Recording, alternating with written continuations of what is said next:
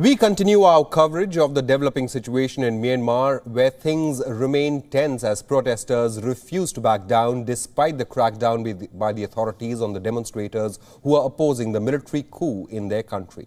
The once peaceful protests have turned violent, with police and protesters clashing across Myanmar. Over 100 people have been arrested as Myanmar Police continue their crackdown on the anti-military protests. Police have also started using live bullets, and there has been at least one incident where a protester was fatally injured. These are the visuals on your screen where you can see the woman in red was shot in the head. Protests continue for the fifth day after news spread that a woman was seriously injured due to the police shooting.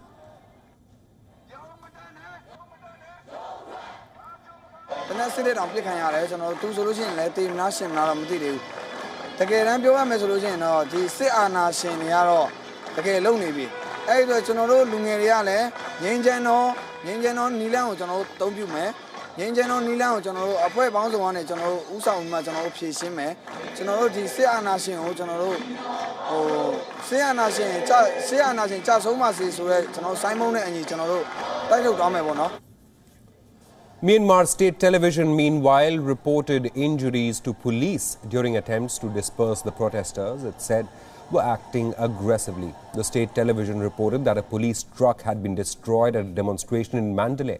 It showed footage of the aftermath, including injured police personnel who it said had been acting within the law. It described the protest as being orchestrated by people who wanted to harm the nation's stability, but made no mention of last week's coup by the military.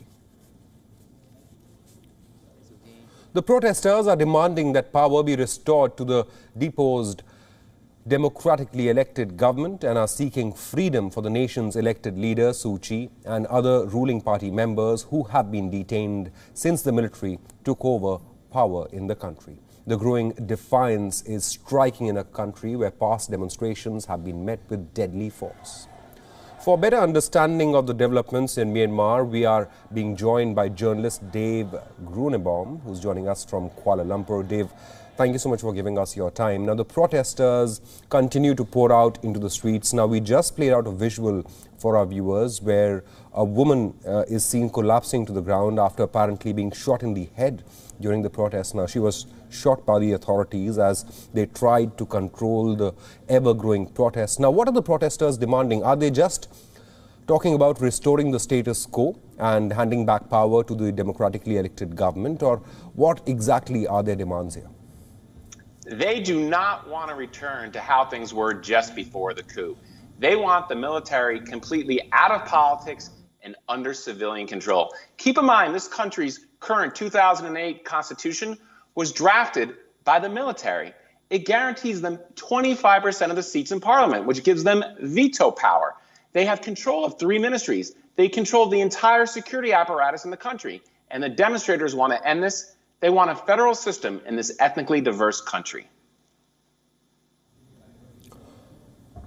Now, you know, Dave, the military has seized power. Now, this is a country that for decades has seen military rule. Now, one of the questions that has come up is there any division within the ranks of the police or the authorities? Now, has there been any such division which has come forward?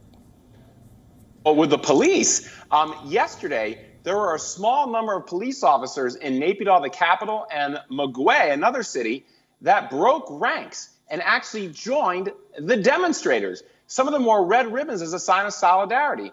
A police lieutenant called for the fall of Senior General Min Aung Hlaing, the top general, the leader of the junta.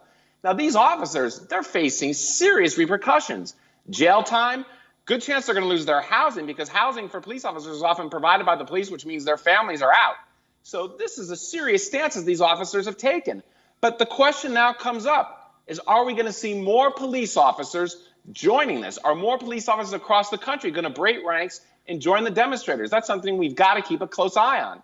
Another thing, a lot of government workers, civilians, but government workers are not going to work. They're refusing to work for this military government. And if that continues to build up steam and more government workers refuse to work, well, then the question comes up, will the government be able to even run? Now, Dave, you earlier told us that you've been communicating with some people on the ground in Yangon who say they're concerned about the possibility of street thugs being roughed up. And, there are reports that demonstrators are being roughed up on the streets by authorities, by the police. Can you tell us more about this? Yeah, so obviously people are seeing the visuals of the water cannons and the rubber bullets, but it's a long-running tactic in Myanmar when there are demonstrations. I've seen it in years past, where the police hire street thugs to come out and rough up, sometimes beat up demonstrators, sometimes just try to provoke them into fights so that there's video of civilians fighting so the police can try and use that as an excuse saying, hey, there's fights going on. We have to break this up because people are hurting each other. We've got to get involved. The generals are keenly aware of these visuals that have been going out around the world. So they want to try to change the narrative here some way. Now, my contacts that I spoke with this morning tell me they saw a small number of street thugs coming out in a few demonstrations yesterday. But the question that they're asking is that a sign of things to come? Are they going to see more of that today and more of that in the days ahead? That's another thing we've really got to keep an eye out for. Dave, one final question to you. The U.S. State Department has given a very strong response to the military coup in Myanmar. They say that those responsible for the coup face, quote-unquote, significant consequences. The United Nations has come forward and asked the Myanmar authorities to respect the people's right to protest peacefully. Is this international condemnation going to have any effect on the ground in Myanmar?